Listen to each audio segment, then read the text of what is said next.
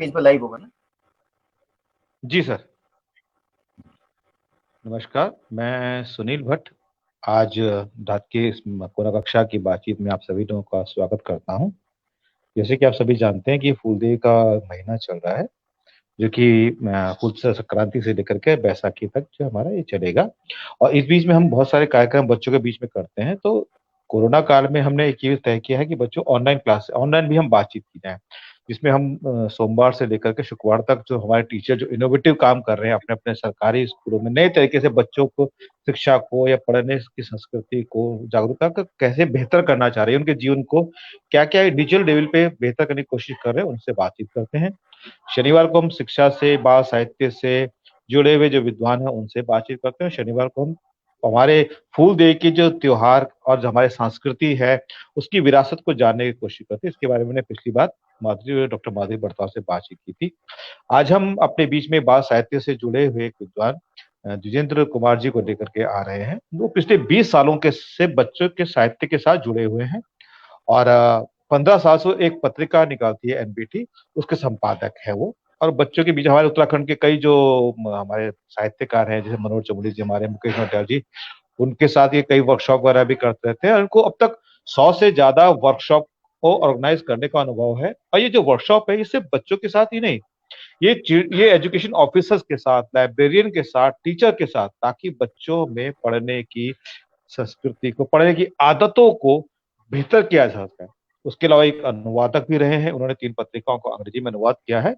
और एक और इन्होंने पिछले कुछ समय पहले कश्मीर में कश्मीरी भाषा में 3 पुस्तकों को डिजाइन करने में, बनवाने में पूरा एक बहुत इंपॉर्टेंट रोल भी निभाया है। उसके अलावा वो हमारे जो एक बच्चों में गुड बुक गाइड होती है। गुड बुक क्या गाइड होती है, हम इसके बारे में से जानना चाहते हैं। उसके प्रकाशन में इन्होंने सहयोग दिया है। तो दीदी, आपका बहुत बहुत स्वागत है।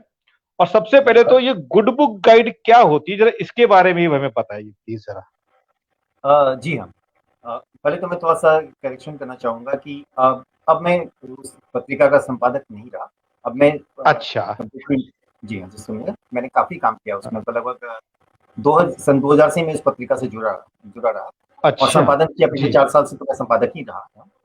जी जी जी। और अब मैं फिर से पूरी तरह किताबों पर ध्यान दे रहा हूँ। और जहाँ तक बच्चों के सवाल है, बच्चों की किताबों का सवाल है, तो मैं डोगरी और कश्मीरी में बच्चों के लिए किताबें ला रहा हूँ बहुत सारे। अभी अच्छा। उस पर मेरा काम चल रहा है, डोगरी में और जी कश्मीरी में। ये जो गुड बुक्स गाइड की बात की, तो आपने, तो ये बच्चों के लिए नहीं है। ये जो गाइड बुक जो हमने तैयार की, और इसका बड़ा इंटरेस्टिंग है कि इसका संबंध उत्तराखंड से है।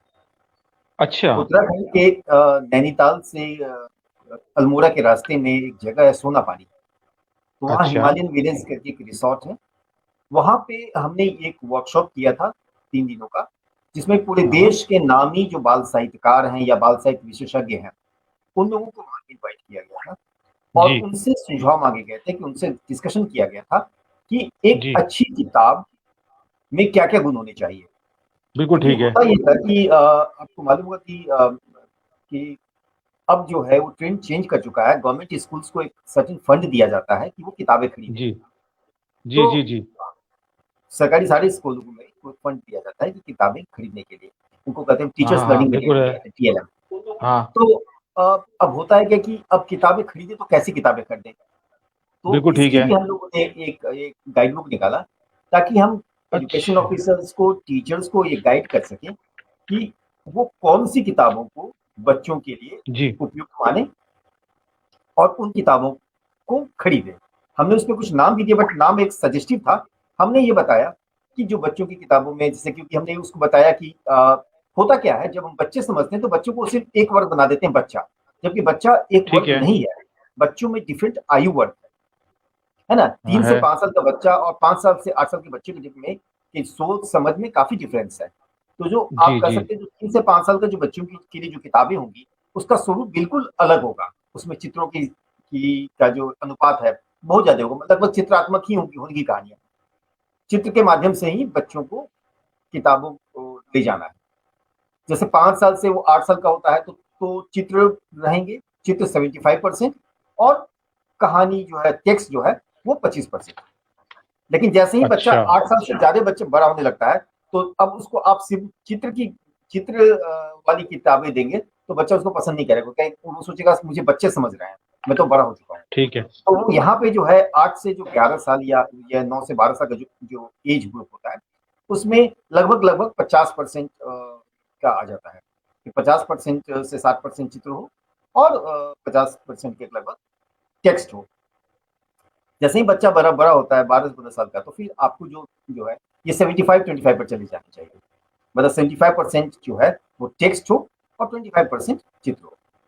तो ये जो कुछ चीजें जो है हम लोगों ने इस जो गुड बुक्स माध्यम के से टीचर्स को बताई है, लाइब्रेरियंस को बताई है, एजुकेशन ऑफिसर्स को बताई है कि जब आप किताबें खरीदें तो डिफरेंट आयु वर्ग का ध्यान में रखें और आयु वर्ग को किस ढंग की किताबें उनको अच्छी लगेंगी उनका ध्यान रखें, क्योंकि पर्पस ही अगर आपको कुछ केवल फंड दिया जाता है गवर्नमेंट के द्वारा कि आप किताबें खरीदें, मालूम हो कि आपने ऐसी किताबें खरीद ली कि बच्चे उनसे पढ़ ही नहीं रहे हैं, तो क्या फायदा। तो उनके जी, लिए जी, जी। गाइड बुक्स लाया था। फिर हमने बताया था उसमें कि किस ढंग की कहानियां बच्चों को अच्छी लगती है ना, वो भी अच्छा, एज ग्रुप एक के मिनट, मैं अनुसार। थोड़ा समराइज, मैं आपकी बात को समराइज करूं दोबारा। एक तो बोला हम्म, आपने क्राइटेरिया ये है कि उसमें कितनी पिक्चर हो और कितना टेक्स्ट हो, उसका प्रोपोर्शन देखा जाए। मतलब बिल्कुल। 7 साल के बच्चे के लिए 75% पिक्चर और 25% टेक्स्ट, हाँ, आठ मतलब से वो ग्यारह के लिए एज ग्रुप हम 50 वही मान 50 सकते हैं। और 12 से 14 साल के लिए 25% टेक्स्ट और उसके बाद बाकी, इस तरह से, मतलब ना। एक्स्ट्रा बिल्कुल, क्योंकि क्या जी, वो एक एक एक जस्ट एक फिगर जो है वो एग्जैक्ट फिगर नहीं है, मतलब उसके आसपास का मान सकते हैं हम, क्योंकि जैसे ही जी, बच्चा जी, जी, बड़ा हो जी, जाता समझ है रहा हूँ मैं। उसको टेक्स्ट चाहिए ज्यादा ना, उसको उत्सुकता चाहिए, उसको कहानी हाँ, में उसको एडवेंचर चाहिए या इंफॉर्मेशन हाँ, चाहिए, उसको चित्र में उतना हाँ। इंटरेस्ट नहीं रह जाता है। लेकिन जो छोटे बच्चे हैं उनको चित्र में ज्यादा इंटरेस्ट होगा, चित्र के माध्यम से वो कहानी को समझते हैं। तो ये चीजें थी अच्छा, उसमें। और दूसरी जो बातें बहुत जरूरी थी कि वो इमोशनल इंगेजमेंट, कि जब तक कहानी में अच्छा। इमोशनल इंगेजमेंट नहीं होगा बच्चे उसको पढ़ेंगे नहीं। होता कि हम किसी प्रकार की कहानी लाने की कोशिश करते हैं या मोरल डालने की कोशिश करते हैं, तो आपको मोरल वगैरह को जो लाना है कहानी में एक माध्यम हो सकता है कहानी, लेकिन कहानी का उद्देश्य मोरल नहीं होना चाहिए। कहानी का उद्देश्य जो है वो मनोरंजन होना चाहिए या इंफॉर्मेशन को देना हो सकता है, ये हो सकता है। लेकिन जो है आपको मोरल को थोड़ा आप पीछे रखें और कहानी पर महत्व दें ताकि बच्चे उसमें इंटरेस्ट लें। जब कहानी में कुछ मैसेज हो तो बच्चों को आप मोरल मिल जाएगा, आपको मोरल को ओवर एम्फेसाइज करने की जरूरत नहीं है ओके। जी। तो तो ये चीज मतलब था। जैसे हमारा अभी तक माना जाता है कि भाई इस कहानी से क्या शिक्षा मिली, तो शिक्षा की हम्म, बजाय क्या बच्चे ने कितना इंगेज हुआ, कितने देर तक इंगेज हो रहा है उस पुस्तक से, ये ज्यादा इंपॉर्टेंट क्राइटेरिया होना चाहिए आपके हिसाब से। बिल्कुल बिल्कुल। अच्छा, इसी में तो मुझे देखिए, बताइए, आपने कहा जैसे इमोशनल एंगेजमेंट, छोटे बच्चों का जो इमोशनल एंगेजमेंट का जो पैटर्न है और जो बड़े बच्चों का होता है, जैसे मैंने देखा 12-14 साल के बच्चों में उनको रोमांचक, जासूसी, भूत की कहानी ज्यादा पसंद करती, छोटे बच्चों को क्यूट क्यूट सी स्टोरी। तो वो भी एक इमोशनल एंगेजमेंट में भी एज का भी कुछ डिफरेंस होता होगा। बिल्कुल बिल्कुल, जैसे कि एक छोटा बच्चा है तो वो तो सिर्फ अपने आसपास की चीजों को ही देखता है, उसी को दुनिया समझता है। उसके लिए इंपॉर्टेंट दादा है, दादी है, नाना है, नानी है, पापा है, मम्मी है, इतनी उसकी दुनिया होती है। या उसके घर में कोई पालतू कुत्ता है या पड़ोस में कोई कुत्ता है, तो इतने तक की उसकी दुनिया होती है। तो उसका जो इमोशनल एंगेजमेंट का लेवल यही है। इन्हीं से रिलेटेड बिल्कुल आप जो ठीक है। कहानियां बनाते हैं दादाजी पर, नाना जी पर, नानी पर, इनको लेकर के कोई कहानी बनाते हैं, तो बच्चे का इमोशनल एंगेजमेंट होगा। लेकिन यही बच्चा जब बड़ा हो जाता है तो उसको चाहिए कि उसके जो पड़ोसी हैं, स्कूल के फ्रेंड हैं, वो जो बाहर जाता है खेल के मैदान है, तो इन सब में जो कहानियां होती है वहां उसका इमोशनल एंगेजमेंट चला जाता है। फिर जब वो 12 से 15 साल में चला जाता है तो वो चाहता है कि कुछ नया चीज, उसको बिल्कुल नई नई चीजों में मजा आने लगता है। उसका जो इमोशनल एंगेजमेंट का लेवल बिल्कुल अलग हो जाता है। वो नई सिचुएशंस में ही हो सकता है कि डेटिंग सिचुएशन को पसंद करने लगे। अच्छा। तो ये सब हाँ, चीजें मैंने देखा होती जो हैं। रहस्य रोमांच की, कोई हिमालय की चढ़ाई में, एवरेस्ट की चढ़ाई में लोगों को कितना रोमांच है, उसमें बड़ा उनको आनंद आने लग बिल्कुल जाता बिल्कुल, है। ये कोई जोड़ी नहीं कि इन जो छोटे बच्चों में तो होता है कि उनको क्या एक्सपोजर है, जो एक्सपोजर है उससे रिलेटेड कहानियां दी जाएंगी उनमें, तो उनको पसंद आएगा। लेकिन जैसे ही बच्चा बड़ा हो जाता है 12 से 15 साल में, तो वो ऐसी भी चीजों के बारे में जानना चाहता है जो अनएक्सप्लोर्ड है। जैसे आपने कहा हिमालय के हम्म, बारे में बात की, हिमालय की चोटियों पर चढ़ाई की बात की, तो बच्चा तो गया नहीं है, बच्चा तो हिमालय देखा जी। भी नहीं है, लेकिन क्या है उसको एक नॉलेज है कि हिमालय एक पर्वत है और वहाँ पे चोटियां हैं, उस पर चढ़ना बहुत मुश्किल है, और उस पर कैसे किसी व्यक्ति ने उसको चढ़ाई की, तो उसके बारे में वो जानने की उत्सुकता रहती है उसको। तो नॉलेज को वो एक्चुअल कहानी में देखना चाहता है, तो इसलिए होती है। ओके। अच्छा, मुझे तो ये बताइए, जैसे मैंने देखा था अभी कुछ कुछ कनाडन पब्लिकेशंस वगैरह में देख रहा था, वो हम्म, बच्चों की किताबों में वो ब्लू सीरीज, रेड सीरीज इस तरह से निकालते हैं। तो ये वही है ना जिसे आपने पहले एज डेविल के हिसाब से जो निकालना होता है, ये वही क्राइटेरिया जो मेरे ख्याल से पूरी दुनिया में पॉपुलर होता जा रहा है कि इस एज ग्रुप का ब्लू सीरीज होगी, इस एज ग्रुप के लिए ग्रीन सीरीज होगी। प्रथम वाले भी हमारे यहाँ करते हैं इस काम को शायद, ये हाँ वही ये सीरीज है शायद। पर्टिकुलर जी, कलर के बारे में नहीं बता सकता, बट ये कोडिंग के बारे हमारे में, यहाँ जैसे ये है। प्रथम की बुक हम जो देते हैं, मैं अपने तमाम टीचर्स को बताना भी चाहूंगा, जब अगर स्पेशली प्रथम के बारे में आपने देखा, आप अगर देखेंगे तो उनकी बुक के एक साइड में एक तरह की एक स्ट्रिप होती है, पीछे बनी हुई स्ट्रिप बनी होती है, ग्रीन कलर की, ब्लू कलर की, या पीछे का उनका जो पूरा कवर होता है वो ब्लू, ग्रीन, रेड के उसमें होता है, वो एज के हिसाब से होता है। और इसी तरह से मैं आपको बताऊंगा दिजेंद्र जी, उसमें एनसीईआरटी की जो बरखा सीरीज है, उसमें भी हमने देखा कि छोटे बच्चों के लिए क्या है, एक पेज पे सिर्फ एक ही लाइन है, उससे बड़े बच्चों के लिए एक पेज पे दो लाइन, तो ये भी एक टीचर को ध्यान देना चाहिए ना बच्चों को पढ़ाते इस वक्त शायद। जी हाँ, जी हाँ, बिल्कुल एज जी ग्रुप है का ना, गुड बिल्कुल बुक ध्यान गाइड रखना पे। है। अच्छा, गुड बुक एक चीज गाइड मुझे में बताइए, एक दिया। मुझे कई कई लोग एक सवाल ये करते हैं कि बच्चों को जब कोर्स की किताबों में एंगेज किए हुए हैं, खासतौर पे ये सिक्स के ऑनवर्ड पे सवाल ज्यादा खड़ा होता है, बच्चों के कोर्स की किताबें इतने एंगेज हैं, तो बच्चों को साहित्य पढ़ने की क्या जरूरत है? हिंदी इंग्लिश में पढ़ा साहित्य पढ़ रहे हैं, तो बच्चों को बाल साहित्य की इतनी जरूरत है क्या? और ये जबकि ये पूरी दुनिया में जबकि बाल साहित्य पैदा होता है, फिर भी ये सवाल हर पीढ़ी में तमाम शहरों में लोग पूछते हैं कि बाल साहित्य की जरूरत क्या है, टेक्स्ट काफी है ना। जी, टेक्स्ट में जो बच्चों को पढ़ाया जाता है बेसिकली वो एक इन्फॉर्मेशन ओरिएंटेड चीजें होती है। हाँ। टेक्स्ट का उद्देश्य बच्चों को इन्फॉर्मेशन देना होता है, इसके अलावा हाँ। कुछ नहीं। तो आप कहेंगे कि क्या सिर्फ इन्फॉर्मेशन ही बच्चे लेना चाहते हैं कि बच्चे मनोरंजन भी चाहते हैं? तो नेचुरली आप देखेंगे कि बच्चों में जो है वो मनोरंजन भी चाहते हैं। दूसरी बात, आप जैसे टेक्स्ट की बात करते हैं तो बच्चों को एक प्रेशर आता है एग्जाम का। उन्हें मालूम जी। है जो आज टेक्स्ट पढ़ाया जा रहा है उन्हें, कल वो एग्जाम में हाँ। पूछा जाएगा, तो उनके लिए वो एक हाँ। मनोरंजन का साधन कभी नहीं होता। टेक्स्ट टेक्स्ट उनके लिए एग्जाम पास करने का एक माध्यम होता है। और यहीं पर रोल बाल साहित्य का है कि बाल साहित्य की जो कोई कहानियां दी जाती, कविता दी जाती है, तो बच्चा उसको एंजॉय करता है, उसमें उसका आनंद लेता है, क्योंकि उसको मालूम है कि इससे क्वेश्चन नहीं पूछे जाने वाले हैं, इसका कोई एग्जामिनेशन नहीं होगा। तो ये तो पहली चीज है कि बच्चे को जो है बाल साहित्य की जो के द्वारा जो आप कोई रचनाएं दी जाती हैं उनके पास जो आते हैं, उसको पढ़ने में वो आनंद उनको आता है। दूसरी जो बात है कि जब हम बात करते हैं कि टेक्स्ट बुक की बात करते हैं और नॉन टेक्स्ट की बात करते हैं, कवि कहानी कविता, तो उसका क्या फायदा है? तो सबसे बड़ा फायदा जो है, जो मैंने बताया, पहला तो फायदा एक इमोशनल फायदा है कि बच्चे को इंजॉय करते हैं उसको। ये भी बहुत कम बड़ी बात नहीं है। आप देखें तो आज देश में आप देखेंगे जो लेटेस्ट जो भी हैप्पीनेस इंडेक्स की बात आ रही है पूरे विश्व में, तो उसमें भारत के जो रिजल्ट हैं चौंकाने वाले हैं। हम बहुत पीछे हैं। हम जी। अंतिम 10 देशों में हैं जिन जहाँ की लोगों में खुशियों की कमी है। तो इसका कारण क्या है? जबकि हमारा देश हर दृष्टिकोण से आगे बढ़ रहा है। जी। हमारा देश जो है वो हर दृष्टिकोण से आगे बढ़ रहा है, उसके बावजूद भी हमारे जो हैप्पीनेस इंडेक्स में पीछे जा रहे हैं। तो कहीं ना कहीं तो कुछ ना कुछ तो दिक्कत है। और जहां तक मुझे लगता है कि कहीं ना कहीं इसमें जो बहुत बड़ा कारण जो कि बच्चों पर प्रेशर है। जब बचपन ही प्रेशर में जाएगा, बीतेगा, बच्चा को हमेशा कहा जाता है कि पढ़ो पढ़ो पढ़ोगे, खेलोगे कूदोगे होगे खराब खराब, पढ़ोगे लिखोगे तो होगे नवाब। इस ढंग की बातें बचपन में शुरू से डाल दी जाती है। बच्चा जो है वो प्रेशर में है। तो ये प्रेशर में ही बच्चा जब बड़ा हो जाता है, तो तमाम सुविधाओं के बावजूद भी चूंकि उसकी आदत बचपन से ही जो है वो वो एक प्रेशर में रहने की आदत है, तो वो वैसी ही स्थिति में जिंदगी भर रहता है। अब देखेंगे यहाँ पर साइकोलॉजी की बात है, जब चूंकि मैं मनोविज्ञान का छात्र रहा हूँ और बाल मनोविज्ञान मैंने पढ़ा है, तो जो साइकोलॉजिस्ट तो कहते हैं कि the essential foundation of character laid down by the age of 3 and the later developments may may modify but not alter the change that has traits that has already been established। मतलब ये है कि 3 साल की उम्र से ही बच्चा में जो कैरेक्टरिस्टिक्स जो है, पर्सनैलिटी निर्माण की जो है, का जो न्यू पढ़ना शुरू हो जाती है। बाद के जो डेवलपमेंट्स होते हैं वो थोड़ा बहुत चेंजेस ला सकते हैं, बहुत बड़े परिवर्तन नहीं कर सकते हैं। तो जो बचपन इसीलिए इंपॉर्टेंट है क्योंकि हमारी पर्सनैलिटी का जो नींव जो है वो वहां पर पड़ रहा है। अब बच्चों को आपने प्रेशर में डाल दिया तो बड़ा हो करके वो कैसे खुश रहेगा? बिल्कुल ठीक है। आखिरकार ये गुणों का विकास ही नहीं हुआ उसमें। खुश रहने की आदत तो उसने सीखी नहीं, वो तो प्रेशर में बच्चा रहा। तो जब बच्चे बचपन में ही जब उसका प्रेशर में रहा तो बड़ा होकर के कैसे वो खुशहाल इंसान बन सकेगा? तो यही भी जरूरत है बाल साहित्य की। बाल साहित्य में उसको आनंद आता है, ये कम बड़ी बात नहीं है। आनंद मिल बच्चों को आ रहा है तो वो बहुत बड़ी बात है। दूसरी जो बात हम कहते हैं कि अगर किसी भी शिक्षा का उद्देश्य क्या है, टेक्स्ट जो हम की बातें करते हैं, इंफॉर्मेशन, और होता है लैंग्वेज, दो बातें होती हैं। तो वो तो नॉन टेक्स्ट के माध्यम से भी काफी अच्छे ढंग से बच्चे जनरेट कर सकते हैं या इनकलकेट कर सकते हैं।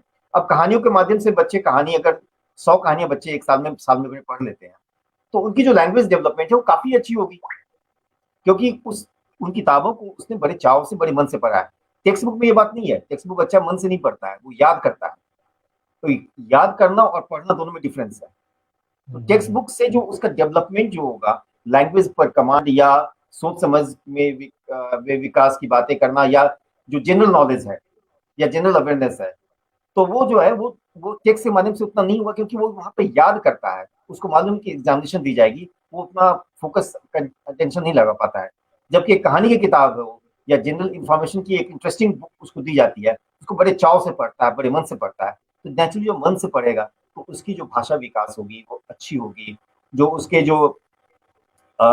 जो कहते हैं जनरल अवेयरनेस होगा, या जनरल नॉलेज जो है, वो उसकी जो है, बाल अखबारों पढ़ता है या अखबारों में, उस पत्रिकाओं में जो इन्फॉर्मेशन की चीजें मिलती है उसको, तो उससे जो उसका जो है जनरल अवेयरनेस है वो अच्छा होगा। और किसी भी बच्चे का अगर लैंग्वेज अच्छी है, उसकी जनरल अवेयरनेस अच्छी है, तो आप समझिए कि बाद में चलकर वो उस बच्चे को कम से कम नौकरी के पीछे, मतलब बेरोजगारी की स्थिति उसको कभी झेलनी नहीं पड़ेगी, वो अच्छी ही पोजीशन लेगा। क्योंकि दो चीजें, जिसकी लैंग्वेज पर कमांड है, जिसकी जनरल अवेयरनेस पर कमांड है, वो कभी भी नौकरी के लिए पीछे बहुत भागना नहीं पड़ेगा, उसके लिए सच है, नौकरियां रखी हुई हैं।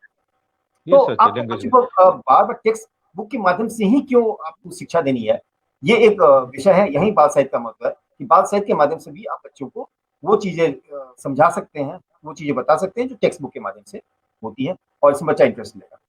जो एक तीसरी जबकि बात मैं अब तो आती है, जो देख जी, तीसरी बात बोलिए सर, आती है, बोलिए बोलिए। हाँ, वो होती है इमोशनल डेवलपमेंट की। अब इमोशनल डेवलपमेंट में टेक्स्ट बुक में तो बच्चों को नहीं बताया जाता कि आप कहाँ पर हंसे, कहाँ पर रोना है, कहाँ पे प्रेम करना है, ये सारी बातें टेक्स्ट बुक में अरे नहीं होती यस, है। बहुत अच्छा, बहुत अच्छे, हाँ, यस। अब जो हम यस, कहते हैं यस, यस। पर्सनैलिटी डेवलपमेंट की बात करते हैं, व्यक्तित्व निर्माण की बात हाँ, करते हैं, तो और इसमें जो होता है कि एक किसी व्यक्ति को कहते हैं व्यक्तित्व निर्माण ही अगर नहीं हुआ, अगर हमारी किताबें व्यक्तित्व निर्माण की ओर ध्यान नहीं दे रही हैं, तो समझिए उन किताबों का तो कोई यूज नहीं है। आदमी पढ़ लिख लिया, बट उसको मालूम ही नहीं है कि इमोशनल डिस्टर्ब्ड है, और वो दूसरों को तंग कर रहा है, परेशान कर रहा है, सैडिस्टिक फीलिंग्स है, क्योंकि उसने जीवन में हमेशा कंपटीशन देखा, फर्स्ट आना है। वो कंपटीशन, तो फिर क्या ऐसा समाज हमें चाहिए क्या, जिसमें मानवीय गुणों का विकास ही नहीं हो? ये मानवीय गुणों का हम्म, विकास जो है, वो आपको कहानियां, कविताएं कह सकते हैं। कि कितनी कहानियां आप पाएंगे जिसमें कि एक बुरा व्यक्ति अंत में भी सफल होता है? बच्चों की कहानी बहुत में नहीं अच्छा। माने। हर कहानी में, जो बच्चों की कहानी में चाहे कितने भी घुमाव आएंगे, अंत में होता है अच्छाई की ही जीत होती है। और जब जी, अच्छाई की जीत होती है, बुराई का हार होता है, तो बच्चा का मन खुश हो जाता है, बच्चा खुश हो जाता है। बच्चे को मिलता है, जिंदगी मिलते हैं, उसको संकल्प आता है बच्चे में कि हमें अच्छा बनना है। तो ये जो मानवीय गुणों का विकास है, और तो वो जो किताबों, कहानियों के माध्यम से ही आती है, कहानीकारों के माध्यम से ही आती है। पर्सनैलिटी में जो दूसरी बड़ी इंपॉर्टेंट बात है, इमोशनल मैच्योरिटी की, संवेगात्मक परिपक्वता। कहाँ पे हंसना है, कहाँ पे नहीं हंसना है, कहाँ पे रोना है, कहाँ पे नहीं रोना है, कहाँ पर भयभीत होना है, कहाँ भयभीत नहीं होना है। ये सब जो जो डिफरेंट सिचुएशंस, जो इमेजिनरी सिचुएशंस जो कहानीकार प्रेजेंट करता है, उससे बच्चों को मालूम चलता है कि हम उनका संवेगात्मक विकास होता है, मेच्योरिटी आती है। उसको मालूम चल जाता है कि बिल्कुल हमें ठीक कोई बच्चा अगर चल रहा है, रास्ते में गिर गया है, तो हमें नहीं हंसना है, हमें उसकी मदद करनी है। तो ये एक कहानी के माध्यम से उसको मिलती है। तो बहुत सारे जो सिचुएशंस जो होते हैं, जिनको बच्चों को बाद में फेस करना होता है, उन सिचुएशंस के बारे में ये कहानियां बच्चों को बता देती हैं, और उसको मेंटली प्रिपेयर भी कर देती हैं। उसको उसको मतलब संवेगात्मक रूप से उसको मजबूत बनाती हैं कि अगर वो कभी जंगल में या कभी अकेला माता पिता से बिछुड़ जाए या बिछड़ जाता है, तो उसको वो कहानियां याद आती है कि जंगल में कैसे एक राजकुमार बिछड़ गया था, और फिर वो ढूंढते ढूंढते ढूंढते फिर अपने घोड़ा मिल गया, और वो जंगल से बाहर आ गया। तो वो उन सिचुएशंस को, जो जो सिचुएशंस जो है कहानियों में थी, उस ढंग के सिचुएशन जीवन में आते हैं उसके पास, तो उसका वो सफलतापूर्वक सामना कर जाता है। तो इस प्रकार कह सकते हैं कि बाल साहित्य जो है वो जो मानवीय गुणों का विकास, संवेगात्मक गुणों का विकास, और मनोवैज्ञानिक गुणों का विकास, इन तीनों का जो अब समन्वय जो है वो प्रस्तुत करता है, जो कि टेक्स्ट बुक के माध्यम से नहीं हो सकता। जी हाँ। तो मतलब मुझे एक आपकी बातचीत से एक जो समझ आया, हम जो बोलते हैं बच्चे वहां मस्ती कर रहे हैं, उछल कूद मचा रहे हैं, कहीं ना कहीं इसका मतलब खेलना या किताबों के पढ़ के वो खुश होना, या अपने दोस्तों के साथ गपशप मार के या उछल कूद खेल कूद के जो खुश होना करते हैं, तो कहीं ना कहीं उसको वो इमोशनल मैच्योरिटी की तरफ लेके जा रहा होता है। और मतलब एज अ टीचर भी, एज भी बच्चों को खेल हैप्पीनेस का टाइम मैक्सिमम होना चाहिए, मतलब ये आप ये कहना चाह रहे हैं शायद। बिल्कुल, बिल्कुल। मतलब ये दूसरी एक बात है, जब वो बाहर जाके एक खेलता है, तो उसमें कहीं न कहीं टीम वर्क की भावना आती है ना। हाँ, जब वो ये बड़ा खेल की भावना इंपॉर्टेंट आती बात बोली। ये दिल्ली है कि जैसे वो जब शहरों में वो घर में नहीं ग्राउंड रहती है, मिसिंग जी। वो बहुत बहुत कुछ चीज़ें जो हैं, वो सहयोग की भावना या प्रतियोगिता की भावना, दोनों भावना वो हम्म खेल के हम्म मैदान में जाकर सीखता है। तो ये सारी चीज़ें हम्म हैं, अदरवाइज़ तो घर में बच्चा रह जाएगा, तो वो अकेला हो जाएगा, अंतर्मुखी हो जाएगा, जबकि उसका बहिर्मुखी होना हम्म। बिल्कुल आवश्यक है, किसी भी पर्सनैलिटी के लिए। तो ऐसी चीज़ें हैं कि इसलिए बाल साहित्य का महत्व है। और खेलने का महत्व है, ओके, और या फिर तो जी। मैं अपने कोने के, इसका मतलब युवा जो टीचर्स हैं, मतलब मैं उनको हुँ, कम से कम इससे एक संदेश में बड़ा अपडेट, मतलब हमें समझ आ रहा है, मुझे भी कहते हैं एक, कि कम से कम जब हम कोने में जो उनको पुस्तक दे, तो उस पुस्तक में उसने क्या पढ़ा, बच्चे से ये सवाल ना पूछे कम से कम। बिल्कुल, बिल्कुल। क्यों? पढ़ने दे, तूने पढ़ा तो पढ़ा, नहीं पढ़ा तो नहीं पढ़ा, तूने बुक ले गया कोई बात नहीं, तूने इससे क्या सीखा ये हम कभी ना पूछे। मैं टीचर्स को भी मैं चाहूंगा शायद ये हमें जब मालूम होना चाहिए, बच्चे पे दिमाग में ये ना रहे कि गुरुजी किताब दे रहे हैं तो उस किताब से हुँ, पूछेंगे बेटा तूने क्या पढ़ा इस किताब में। ये भावना बच्चे के दिमाग में फीलिंग नहीं आनी चाहिए। हाँ, नहीं तो राइट फिर तो सर? याद करने लगेंगे वो एन्जॉय नहीं करेंगे, वो फिर याद करने लगेंगे। और याद करने से आप समझ सकते हैं, याद करने से आपको कोई ज्ञान का होता नहीं है विकास। बच्चा जब तक उस चीज़ों को ध्यान से पढ़ेगा और उसको एन्जॉय करता है, तभी जाकर के उन चीज़ों को वो ग्रहण करता है। तो बिल्कुल सही है कि आपको बच्चों अच्छा, को कोई इसी में ज़रूरत नहीं है। हाँ हाँ, हाँ जी, हाँ। हेलो? ठीक है, तो मैं तमाम अपने साथियों से रिक्वेस्ट करूंगा, बच्चों के दिमाग बैठा दो, कोने में दी जाने वाली किताबों के ऊपर कोई सवाल जवाब नहीं पूछा जाएगा। जैसे उचित आप समझो आपस में जो उसके ऊपर आपको ये भी नहीं कहा जाएगा जब पढ़ के सुना सब बच्चों के सामने तुमने क्या बोला, कुछ नहीं पूछा हुँ, जाएगा, पढ़ो सबके, उसको वो खुशी फील होने दो, तो मालूम होना चाहिए बच्चे को कि कोई किताब मिली है, तो ये मेरे आनंद के लिए मिली हुई है, इससे सिर्फ आनंद के लिए पढ़ रहे हैं। और ये पढ़ने जी का हाँ, आनंद जिससे, और ये जो टेक्स्ट बुक का याद करने का प्रेशर जो है, ये मेरे ख्याल से कहीं ना कहीं इतना गहरा होता है कि इवन बड़ी बड़े हो जाने के बावजूद भी एक जो नाइटमेयर होता है, सबसे कॉमन नाइटमेयर जो हम लोगों का है, वो ये है कि हम एग्जाम देने बैठे हैं और हमें क्वेश्चन नहीं आता। ये हिंदुस्तान में एक हुँ, बहुत कॉमन है, तो मतलब कहीं ना कहीं एग्जाम का प्रेशर इतना ज्यादा बिल्डअप हो जाता है कि बिल्कुल। वो नाइटमेयर में कन्वर्ट हो जाता है, जो कि हुँ, 45 से 50 से 55 60 साल की उम्र में भी बार बार आपको परेशान करता रहता है। जी तो हाँ, जी ये हाँ। जो बाल साहित्य जो है, ये कहीं ना कहीं इस चीज से बताया जाता है आपको। रियली मतलब बहुत बहुत शुक्रिया जिस ढंग से आपने इसको समझाया।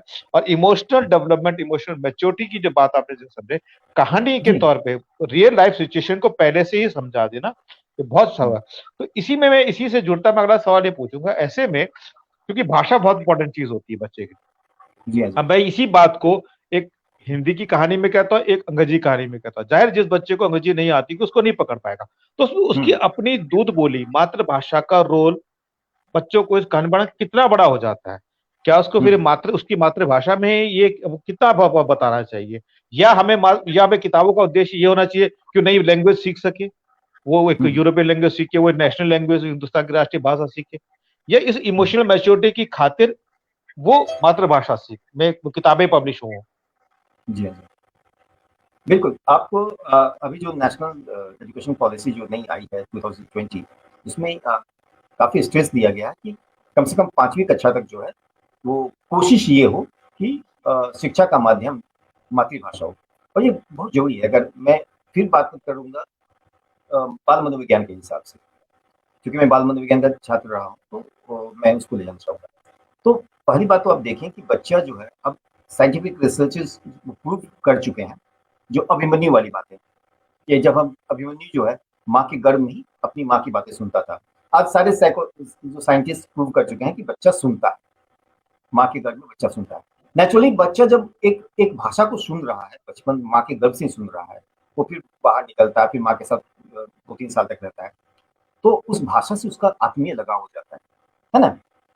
अब मालूम क्या हुआ कि आपने जैसे ही वो 5 साल का हुआ, उसको किताब पढ़ने की उम्र आई, आपने उसको दूसरी भाषा थोप दी कि आपको पढ़ना ये भाषा है। तो यहीं पे उसका जो है वो इमोशनल जो आप कह सकते हैं डिसइंचैंटमेंट शुरू हो जाता है, यहीं पे वो खुशी से, क्योंकि वो बहुत पढ़ता तो अच्छा। उसको पढ़ता सिर्फ इसके लिए नहीं है, क्योंकि उसको तो लगाव ही नहीं है, उसने माँ के गर्भ से तो दूसरी भाषा सुनी है, आप उसको पढ़ने के लिए दूसरी भाषा दे रहे हैं। जब वो स्कूल में बच्चा जा रहा है एडमिशन के लिए तो उसको इंग्लिश में पूछ रहे हैं what is your name, poem सुनाओ, स्टोरी सुनाओ, और उसकी इंग्लिश की टेस्ट कर रहे हैं। वो बच्चा क्लास 1 में एडमिशन के लिए जा रहा है तो उसे इंग्लिश की टेस्ट कर रहे हैं। बच्चे ने तो मातृ जो गर्भ से है वो दूसरी भाषा सुनी है, तो उसका इमोशनल यहीं से इमोशनल डिस्टर्बेंस शुरू हो जाता है। और यही मैं फिर बात करता हूँ क्यों कि हैप्पीनेस इंडेक्स की ओर मैं फिर जाना चाहूंगा। तो फिनलैंड जो है, Finland is the country which is suppose to be the, उसको कहा जा रहा है कि the happiest country in the world. अब वहां पे एजुकेशन सिस्टम पर आप उन पर ध्यान दें तो वो बच्चा जब तक 10 से 11 साल तक का नहीं हो जाता है, वो बच्चों की पढ़ाई जो है वहां पे मातृभाषा में होती है। ठीक है। अब देखिए कि बच्चा मातृभाषा में 10-11 साल तक है, और वो मातृभाषा में वहाँ कंपल्सरी है कि आपकी पढ़ाई जो मातृभाषा में होगी। उसके बाद जब ठीक है। नेचुरली है कि जब बच्चा जब है वो एक एज जब हो जाता है, उसके बाद जब दूसरी भाषा की ओर जाता है तो उसको लगता है कि एक उत्साह होता है उसके मन में कि मैं एक नई भाषा सीख रहा हूँ। लेकिन 5 साल के बच्चे में कहाँ से उत्साह आएगी? ठीक है। मातृभाषा छोड़ करके आपने एक दूसरी लैंग्वेज डाली, उसमें कहाँ से उत्साह आएगी? 11-12 साल के बाद बच्चे को लगता है कि मैं एक नई भाषा सीख रहा हूँ, उस वक्त उसकी एक डेवलपमेंट भी हो जाती है। और ये भी कहा जाता है, आप देखेंगे भाषा विकास जो की जब साइकोलॉजी के बाल विज्ञान की ओर फिर ले जाना चाहूंगा कि बाल विज्ञान के अनुसार क्या है कि जो छोटा बच्चा जितना जो बच्चा है उसको 2 भाषाओं का जब भी आप बच्चे पर आप दबाव डालते हैं तो उसकी भाषा विकास अवरुद्ध हो जाती है। अच्छा। 2 भाषाओं को आप बच्चों को एक साथ डालेंगे तो बच्चों पे जो छोटे बच्चे हैं उनकी भाषा विकास अवरुद्ध हो जाती है। और जैसे है, आप देखिएगा ना, आप जितने भी अच्छे ओरेटर्स हुए हैं उन्होंने तो अपनी भाषा में ही बात की ना, चाहे वो हम्म। महात्मा गांधी रहे हो, चाहे जो भी अच्छे हम्म। ओरेटर्स जो भी है, एपीजे अब्दुल कलाम हो या जो लोग भी हम्म। हैं, हम्म। विवेकानंद जी हैं, इन्होंने मातृभाषा में पहले अपनी सब कुछ अपना अधिकार भाषा पे कमांड किया, उसके बाद वो दूसरी भाषा की ओर गए। तो यहीं पे कमाल होता है कि हम जब छोटे बच्चों में हैं, आप 2 भाषा डाल देंगे तो उनकी भाषा विकास अवरुद्ध हो जाती है। उनको यहाँ तक कि होता है, दिक्कत क्या आती है कि उनको एक्सप्रेशन ही नहीं करते हैं। नेचुरली अब बच्चे मालूम आपने उसको बच्चे जो है वो घर में एक भाषा सुनता है, आपने उसको इंग्लिश मीडियम में डाल दिया, वहाँ बच्चा क्या बोल वहाँ वो डरता है बोलने से, तो लगता है कि मैं गलत ना बोल दूँ, तो वो चुप हो जाता है। तो कहीं न कहीं इमोशनली भी उसके लिए डिस्टर्बेंस की स्थिति आ जाती है। बोलना चाह रहा है, he wants to express himself, वो अपने आप को एक्सप्रेस करना चाहता है, बट उसको लगता है कि मेरी भाषा कहीं लोग मेरा मजाक तो नहीं उड़ाएंगे, या उसको बोल ही नहीं सकता वो दूसरी जो उसकी नई भाषा में, तो वो चुप हो जाता है। तो कहीं ना कहीं आपने क्या किया, बच्चे पर एक्स्ट्रा प्रेशर डाल दिया, जिससे कि उसकी पर्सनैलिटी ही का जो डेवलपमेंट है वो रुक जाती है। लेकिन यही बच्चा जब बड़ा हो जाता है तो आप 2 भाषा डालने की कोई दिक्कत नहीं है। 12 साल के बाद, 13-14 साल के बाद आप एक नई भाषा डालते हैं तो सब बच्चे में उत्साह भी होगा कि वो एक नई भाषा सीख रहा है। तो ये डिफरेंस है कि प्राथमिक जो है, कम से कम कक्षा 5 तक जो है, पढ़ाई का माध्यम जो है वो मातृभाषा होनी, ये हम लोगों का मत है। अच्छा, इसीलिए वो 12 साल का जो बोलते हैं, वो इसीलिए बोलते हैं कि 12 साल तक इमोशनल स्ट्रेंथ, जैसे आप बात बात कह रहे हैं कि इमोशनल बिल्कुल, स्ट्रेंथ होना, वो इसलिए शायद वो इसीलिए मातृभाषा की बात होती है। एक्चुअली वो क्योंकि 5 मैंने साल देखा, के जैसे बाद। आप कहते हैं कि भाषा इस वजह से डेवलप नहीं पाती, मैं देखता हूँ बहुत बड़े लोगों की मैं बात भी करूँ तो न लोगों की अंग्रेजी अच्छी है, इवन हिंदी भी अच्छी नहीं है। इवन बिल्कुल। हिंदी की मात्राएं तक लोगों को, छोटी की मात्रा, बड़ी की मात्रा, छोटे की मात्रा लगानी नहीं आती है। और हम्म, कहाँ है लगाना, कहाँ है लगाना है, ये तो आता ही नहीं है। तो बिल्कुल। ये इवन आप शायद, आपकी बात से मैं मेरे को अच्छे समझ पा रहा हूँ कि ये बचपन का जो दबाव है दो दो भाषाओं को सीखने का, उसके चलते एक भाषा भी आपकी अच्छी नहीं हो पाई है। हमारे यहाँ लोग बिल्कुल। भाषा के मामले में, उच्चारण की तो मैं बात ही नहीं करूँ, बेसिक हम्म, व्याकरण की बात भी करूँ, लिखना तक लोगों को अच्छी हिंदी, अच्छी इंग्लिश लिखनी नहीं आती। शायद कहीं ना कहीं ये बहुत बड़ा कारण होता भी होगा, श्योर अबाउट इट। इस तरह से बिल्कुल। क्या क्या मतलब जो प्रेशर है ये। तो और तो इसी में मैं एक ये पूछूं, टीचर्स के लिए, हम्म, टीचर्स में एक हमने देखा है कि बच्चों में बड़े पैमाने पे, खासतौर पे जब उत्तराखंड के सरकारी स्कूल में बात करूं, बच्चों का लाइब्रेरीज नहीं है, हम्म, बच्चों के घरों में अखबार नहीं आ रहे होते हैं, तो बच्चों का पुस्तकों के प्रति, पुस्तकें उनके लिए सिर्फ कोर्स के अलावा उन्होंने कुछ देखी नहीं होती। ऐसे में हमारे जो टीचर्स हैं, वो जो पुणे की, उनको महीने में एक मैगजीन आती है, या हम पुणे में उनको जो 20-25 किताबें मात्र मुश्किल दे पाते हैं हम्म, टीचर। और बहुत सारे स्कूल, आई एम श्योर, ऐसे बड़ी संख्या में जहाँ लाइब्रेरी है ही नहीं, कोने तक हम्म, नहीं है। वहां पे टीचर बच्चों में अगर कुछ किताबें मिलती है तो कैसे वो उन बच्चों में किताबों की तरफ, नॉन टेक्स्ट की तरफ, उनकी तरफ जागरूक करे, उनका रुचि बढ़ावे।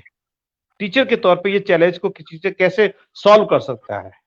बिल्कुल, ये आपने मेरे ऐसे ये क्वेश्चन किया है, इनफैक्ट हम लोग इसी पर मास्टरी कर रहे हैं, क्योंकि नेचुरली जब वर्कशॉप करते हैं अच्छा। तो वर्कशॉप हमारी जी। ज़्यादातर सरकारी विद्यालयों की नहीं होती है, शिक्षकों के लिए।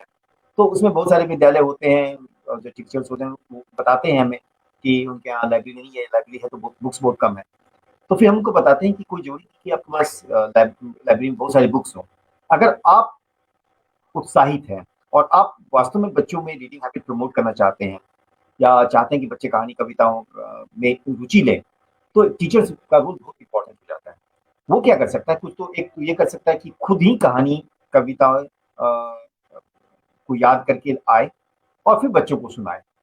एक तो माध्यम ये हो सकता है। दूसरा ये हो सकता है कि वो जो आप कह रहे हैं कि बहुत कम किताबें हैं, लाइब्रेरीज हैं जहाँ जहाँ स्कूल है जहाँ बहुत कम किताबें हैं, तो उन किताबों को वो पढ़ सकता है, पढ़ के सुना सकता है बच्चों को। तो एक तो वो चीज़ है। दूसरी बात ये कर सकता है, वो कर सकता है बच्चों को कर सकता है कि आप जो है वो, मैं ये किताब दे रहा हूँ, मैं कहानी किताब दे रहा हूँ, आप इस कहानी की वो पढ़िए और दूसरे बच्चों को सुनाइए। तीसरी चीज़ हो सकती है, वो बच्चों को कर सकता है कि आप घर से अपने माता-पिता से कोई कहानी सुन के आइए और फिर कहानी कहिए। तो कहानी सुनने सुनाने का जो कार्यक्रम है, इसके लिए कोई किताबों का होना और बहुत बड़ी लाइब्रेरी का होना ज़रूरी नहीं है। कहानी वाचन सत्र, कहानी एक आयोजित किया जा सकता है जिसमें कि टीचर बच्चों को और टीचर बच्चों के साथ संवाद करके वो एक कहानी सत्र आयोजन कर सकता है।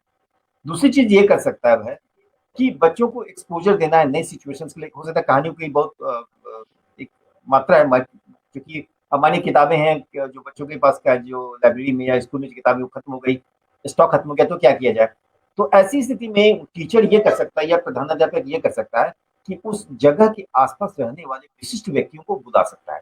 मानिए कोई सेना का में अधिकारी व्यक्ति है या सेना से रिटायर्ड हुआ है, तो उसके पास अच्छा खासा अनुभव है, वो देश के विभिन्न क्षेत्रों में गया हुआ है, बहुत जगहों पे गया हुआ है, तो उनको अपने विद्यालय में आमंत्रित करें और बच्चों से उनका संवाद कराएं। वो आके बच्चों को बताएगा कि किस प्रकार वो कश्मीर में रहा, किस प्रकार वो राजस्थान में रहा, किस प्रकार वो समुद्र में रहा, किस प्रकार वो नॉर्थ ईस्ट में रहा।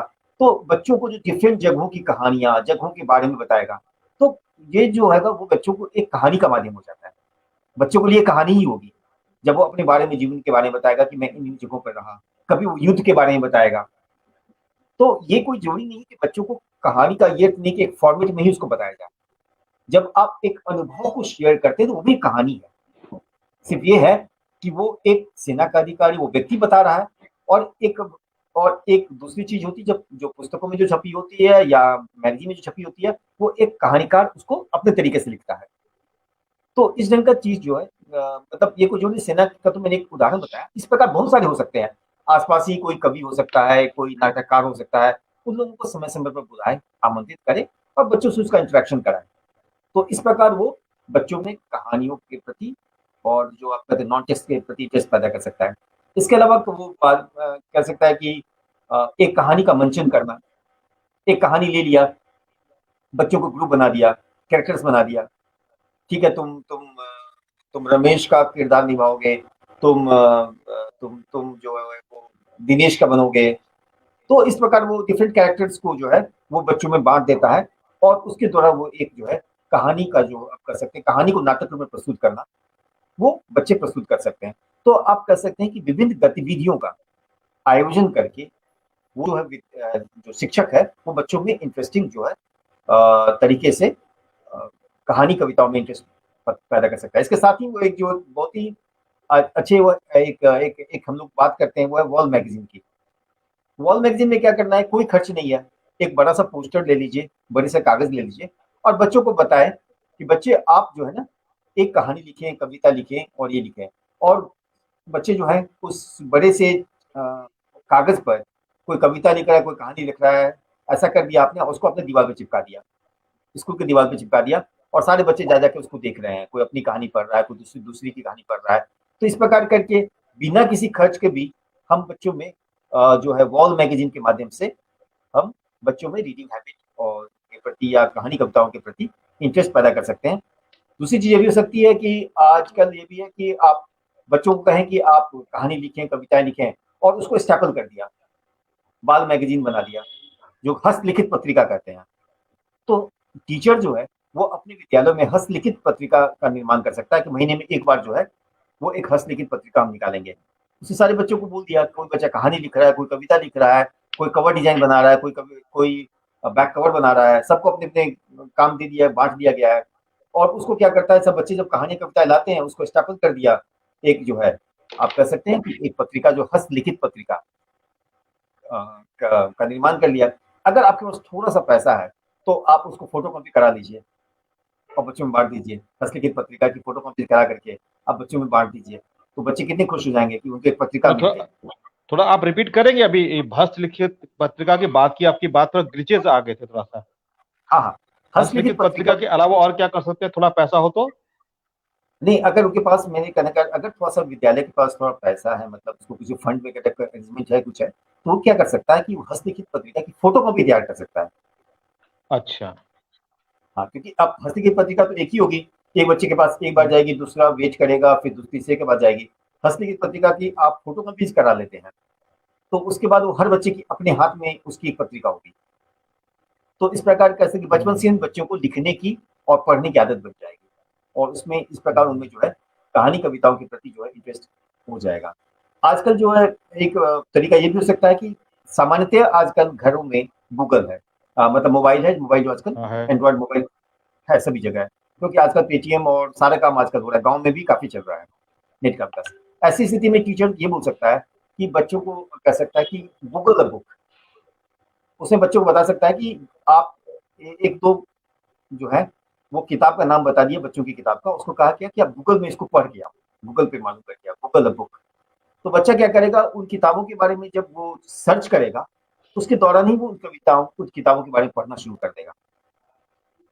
तो जिस प्रकार हम लाइब्रेरी में की बात करते हैं, लाइब्रेरी में हम बच्चे को इसलिए ले जाते हैं ना कि बच्चे लाइब्रेरी में आएंगे, 100 किताबें देखेंगे, उसमें से 2 किताबें इनको पसंद आ जाएगी, 2 किताब को पढ़ेंगे। तो ये काम तो गूगल और मोबाइल के माध्यम से भी हो सकता है। हम बच्चों को बोल देंगे कि हम आप जो है ये 10 किताबों का नाम दे दिया, आप इनके बारे में जो है गूगल में सर्च करें इन किताबों के बारे में।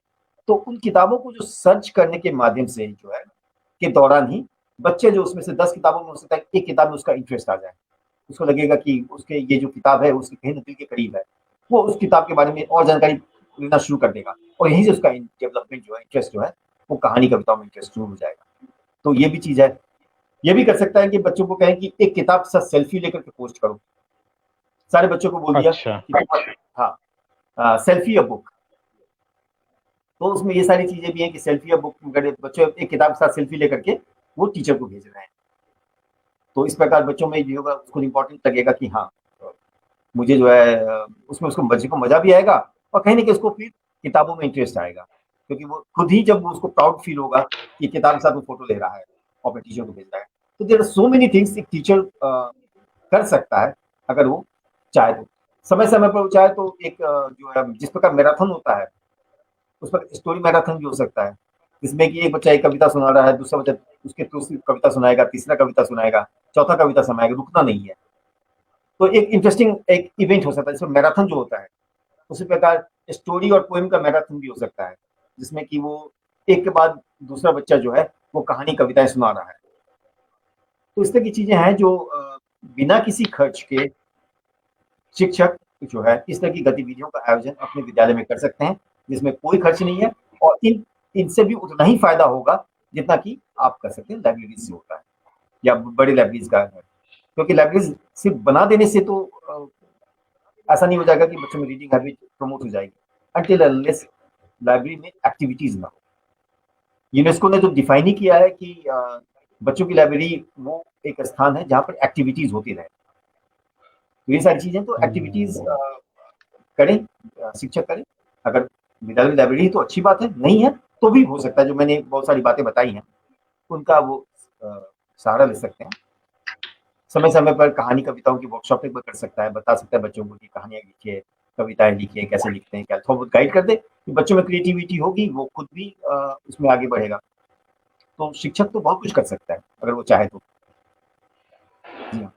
नहीं, क्योंकि हमारे यहाँ बहुत सारे टीचर, मैं उत्तराखंड के बारे में, मैं खुद जैसे पिछले 3-4 सालों से यहाँ पुणे में काम कर रहा हूँ, मैंने देखा है कि टीचर बहुत जेन्युइनली कुछ करना चाहते हैं, उसके लिए जाहिर है बहुत से एक्सपो मतलब टूल्स की कमी भी जरूर होती है, आइडियाज की कमी होती है कई बार। जैसे आपने ये बताया, तो हमारे यहाँ 2 एक्सपेरिमेंट बड़े पैमाने पे किए जा रहे हैं। जैसे कि हमारे महेश प्रेठा जी हैं पिथौरागढ़ में, उन्होंने दीवार पत्रिका जो चलाई थी, तो दीवार पत्रिका को उनके उनके अनुभवों के साथ जो उन्होंने शेयर किया, तो हमारे कोने में बहुत सारे टीचर्स ने अपने अपने स्कूलों में दीवार पत्रिका बनानी शुरू कर दी। और इसी तरह से बहुत सारे टीचर ने, जब बुक कॉर्नर हमारा आया, तो कॉर्नर बच्चों को पढ़ाने के लिए नई नई अपने लेवल पे गतिविधियां चाहनी शुरू हुई।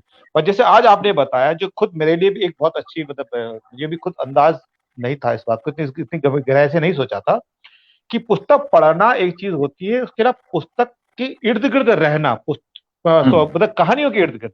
हम खाली कहानियों में कितना इंग्रॉस हो रहे हैं, तो कहानियां सुनना भी इतना ही जरूरी है। और जैसे आपने बताया कि किसी गेस्ट को बुला के कहानी सुनाइए, टीचर से कहानी सुनिए, क्योंकि जब जितना हम कहानी सुनेंगे, उतना हम कहानी सुनाने वाले माध्यमों, चाहे वो हमारे पास वो मोबाइल हो या किताब, उसकी तरफ प्रेरित होंगे। जिस बच्चे ने कहानियां ही कम सुनी होंगी, वो कहानी की किताबों की तरफ कम लपकेगा। तो बच्चों को अगर आप किताबों की तरफ लेके जाना चाहते हैं, तो उसमें कहानियां सुनाने की जो एक्टिविटी है, इसका भी बहुत बड़ा रोल होता है। मतलब ये मुझे लगता है कि हमारे टीचर्स लोग, आई एम श्योर, इस बात से काफी वैसे मेरी बात से सहमत होंगे। और एक बात जो मुझे आपकी अच्छी, जो मुझे खुद एज अ ऑर्गेनाइजर के तौर पे समझिए कि कोना, जो पुस्तक का कोना होता है, वो असल में एक एक्टिविटी कोना होना भी होता है। बिल्कुल बिल्कुल। वो एक्टिविटी कॉर्नर है, वो खाली बुक कॉर्नर नहीं है, वो एक्टिविटी कॉर्नर है। और उसके इर्द गिर्द पूरा एक एक्टिविटी का संसार बुना जा सकता है, जिसमें बच्चा कविता, कहानी, गाना, मुझे बहुत सारी एक्टिविटीज हम गिर्द बोल सकते हैं। और मुझे शुभ मुझे मुझे अब कम से कम मैं अपने निजी तौर पे बोलूं, तो एक बार जब ये हमारी बातचीत का रिकॉर्ड जब एक बार फेसबुक पर आ जाएगा, तो मैं इस हिस्से को, आपके जवाब को मैं दोबारा सुनना चाहूंगा, क्योंकि काफी कुछ जिस ढंग से आपने हमें मतलब बताया है, इस आपकी बात को 2-3 बार सुनना पड़ेगा, ताकि हमें नए नए आइडिया मिलते चलेंगे। तो बिल्कुल। इसके लिए तो मतलब आपने, आपका अनुभव जो है, ये आई एम श्योर बहुत रहेगा। अच्छा, आप मुझे एक चीज और बताइए, आपने तो अलग अलग वर्कशॉप करते रहे, टीचर्स के जी साथ हाँ। भी आपने वर्कशॉप की है, आपने एजुकेशन ऑफिसर्स के साथ वर्कशॉप की है, आपने लाइब्रेरियन के साथ वर्कशॉप की है। तो उसके कुछ अनुभव वगैरह जो उत्तराखंड में खासतौर पे कि उससे कुछ अनुभव कुछ शेयर करना चाहेंगे हमारे साथियों के साथ आप प्लीज? हाँ हाँ। हमने तो उत्तराखंड में काफी ज्यादा काम किया है। बल्कि अच्छा, उत्तराखंड में आप बात करें तो देहरादून में बहुत सारी एक्टिविटीज को हमने कंडक्ट किया। एक देहरादून में? देहरादून में, देहरादून में खासकर जी जी दो जी। दो बार बुक फेयर हुई हैं। एक बार अच्छा 2015 में हुई थी और 2017 में perhaps, देहरादून बुक फेयर, जिसमें मेरा रोल बहुत इंपॉर्टेंट रहा। मैंने बहुत सारी एक्टिविटीज वहाँ की हैं। और बड़े बड़े जो आप कर सकते हैं बाल साहित्यकार, चाहे वो देश के लेवल के हों या फिर उत्तराखंड के लेवल के हैं, जो उत्तराखंड के ऐसे व्यक्ति जो देश के लेवल पे हैं, उन लोगों को हमने आमंत्रित किया और उनके साथ बच्चों का संवाद कराया। तो उसके अलावा हमने श्रीनगर बुक फेयर हुई थी, वहाँ भी हमने काफ़ी एक्टिविटी किया। उसके बाद हल्द्वानी, वहाँ भी काफ़ी एक्टिविटी किया। तो मेरा ये मानना है कि उत्तराखंड में जो है बाल साहित्य के प्रति लोगों में बहुत इंटरेस्ट है। और उत्तराखंड को मैं कहूँ तो अच्छा it is the best place in India as far as promotion of literature is concerned, जहाँ से रिस्पॉन्स मिलता है। और मैं तो खुद चूँकि उत्तराखंड में मैं कहूँ तो सबसे ज़्यादा काम मेरा उत्तराखंड में ही रहा है। बाल साहित्य को लेकर के जो मैंने काम किए हैं, वो सबसे ज़्यादा काम मेरा उत्तराखंड में ही रहा है। उत्तराखंड में जितने भी बाल साहित्यकार हैं, और चाहे वो ऐसे भी साहित्यकार जो बाल साहित्यकार नहीं है लेकिन वो बच्चों में इंटरेस्ट है, उन सभी के साथ मेरा संपर्क है और रहा है। तो मैंने ये भी पाया कि अभिभावकों के बीच में भी वो काफ़ी इंटरेस्ट है कि बच्चों में रीडिंग हैबिट हो। हमारे जितने भी जो कार्यक्रम उत्तराखंड में होते हैं, जितने भी बुक फेयर्स होते हैं, वो काफ़ी सफल रहे हैं। हाँ, वहाँ पे निश्चित निश्चित है कि बच्चों को जब आप इन्वॉल्व करना है, तो उसके लिए व्यक्ति जो है, उसका बड़ा रोल होता है कि जो फैसिलिटेटर कौन है। जैसे मुझे अपने काम में इंटरेस्ट होना चाहिए, तभी मैं बच्चों को पुस्तकों के करीब लाऊँगा। अगर मुझे अपने काम में ही इंटरेस्ट नहीं है और मुझे मालूम ही नहीं है कि बच्चों में आप कैसे आप इंटरेस्ट पैदा कर सकते हैं, क्योंकि बच्चा एक, अब हम बुक फेयर में बच्चों के लिए कोई एक्टिविटी करते हैं, कहीं भी कोई एक्टिविटी करते हैं, स्कूल में करते हैं, तो एकदम अचानक से बच्चे आ जाएँगे और बच्चों में रीडिंग हैबिट प्रमोशन हो जाएगा, ऐसा नहीं होगा। आपको बच्चों में इंटरेस्ट पैदा करना पड़ता है। तो वहाँ रोल ऑफ फैसिलिटेटर का बहुत इंपॉर्टेंट होता है। तो जिस संगठन से मैं था, राष्ट्रीय बाल साहित्य केंद्र, जहाँ मैं रिप्रेजेंट करता रहा, जो डिफेंस जो उत्तराखंड में रहा, तो उसका बड़ा रोल, क्योंकि मुझे मालूम था कि मेरा ये काम है, मेरी ड्यूटी है ना? और मुझे मालूम था, तो मैंने काफ़ी काम किया और मैंने देखा कि बच्चों में काफ़ी वो उत्साहित हो जाते थे। ख़ासकर मुझे याद है कि मैं 1-2 जगह बार मैंने बच्चों में इंटरेस्ट पैदा करने के लिए बताई थी कि किस प्रकार मैंने पहला इंटरव्यू लिया था। मैंने अपने जर्नलिज़्म की बातें बच्चों को बताता था कि उनको ये बताने के लिए कोशिश करता था कि ये मैं अपने फ़िल्म स्टार के साथ मेरे कैसे मैंने शुरुआत किया इंटरव्यू लेना, ताकि बच्चों में ये समझ आए कि हमें झिझक नहीं होनी चाहिए, हमें झिझक के आगे बढ़नी चाहिए। तो हम अपनी कहानी जो बच्चों से जो हम इंटरेक्शन करते थे उत्तराखंड में, तो बच्चों को सीधे एक स्टोरी सुनाते थे अपने जीवन की, कि किस प्रकार मैं जर्नलिज़्म के क्षेत्र में नया-नया आया था और अ, मैं आते-आते मुझे जो है भेज दिया गया और जाना पड़ा मुझे इंटरव्यू लेने के लिए और वहाँ पर सुष्मिता सेन थी। सुष्मिता सेन उस वक़्त मिस यूनिवर्स होकर आई थी। तो सुष्मिता सिंह ने जब मिस यूनिवर्स बनी थी तो उसको मैंने लाइव टीवी पर देखा था। उस वक़्त मैं जर्नलिस्ट नहीं था। तो जब मैं जर्नलिस्ट बना और सुष्मिता सेन से जब मुलाकात हुई, तो नेचुरली और मैं बिल्कुल नया-नया पत्रकार था। तो सुष्मिता सेन को देख कर के मेरे जो है जब मैं उस वक़्त क्या होता था कि रिकॉर्डिंग नहीं होती थी, एक डायरी होती थी और डायरी पर हम लिखते थे। तो मेरे जब मैं बच्चों को बताता था, खासकर उसमें इंटरेस्ट पैदा करने के, बच्चों को जानबूझकर थोड़ा-सा एक्ज़ैगरेट भी करता था कि मेरे हाथ सुष्मिता सेन को देख के काँपने लगे और सुष्मिता सेन जो है, वो मुझे देख के मुस्कुराने लगी। उसे लगा कि शायद एक नया पत्रकार आया है, जबकि होता ये है कि एक पत्रकार को देख कर के जो सेलिब्रिटी की स्थिति थोड़ी खराब हो जाती है, क्योंकि उसको मालूम नहीं चलता कि मेरे बारे में कैसा लिखेगा और किसी भी सेलिब्रिटी को उसके इमेज की बहुत चिंता होती है, तो वो पत्रकारों से थोड़े-से डरते हैं। यहाँ उल्टा हो गया था।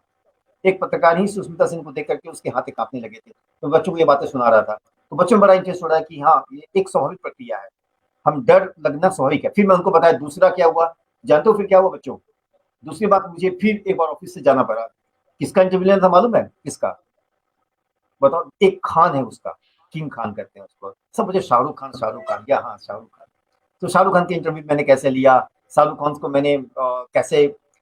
को कैसे मैंने इम्प्रेस किया, वहाँ पर लगभग 80 पत्रकार थे, बट शाहरुख खान ने मुझे अलग से समय दिया, क्योंकि मैंने शाहरुख खान से ऐसे-ऐसे क्वेश्चन किए और इतनी कॉन्फिडेंटली क्वेश्चन किए, तो शाहरुख खान ने मुझे अलग से 5 मिनट समय दिया, मैं शाहरुख खान के साथ 5 मिनट रहा और फिर मैंने उससे बातचीत की।